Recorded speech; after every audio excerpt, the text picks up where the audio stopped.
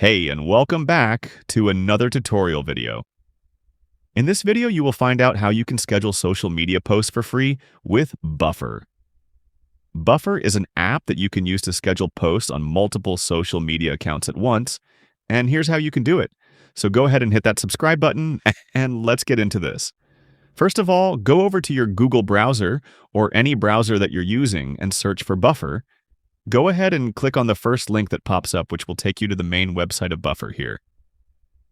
The first you'll need to do is sign in with an account. So go over to the top right corner and click on Get Started Now, which will direct you to the sign up page. Here, just add in your mail and create a password.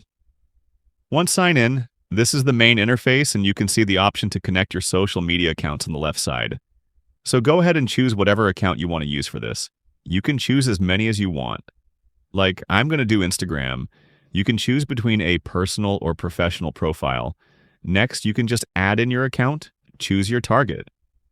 You'll be directed to the Publish, where you can schedule your posts. As you can see, here is a calendar where you can choose the date you want your scheduled post to go live. So go ahead and choose one. Next up, you can add a post, story, or a reel. Add in the caption, choose the music from, or even the first comment on the post. On the right, you'd be able to see the preview on the actual app. Once done choosing and setting up your post, you can click on Schedule Post option to confirm the post. And as you can see, my post is now scheduled for September 16th. If you want to edit date or time, just click on this pencil option. Then the date time from the bottom left corner from the left bar menu, you can see all the social media apps you can use through Buffer. And that is how you can schedule social media posts for free with Buffer in 2025.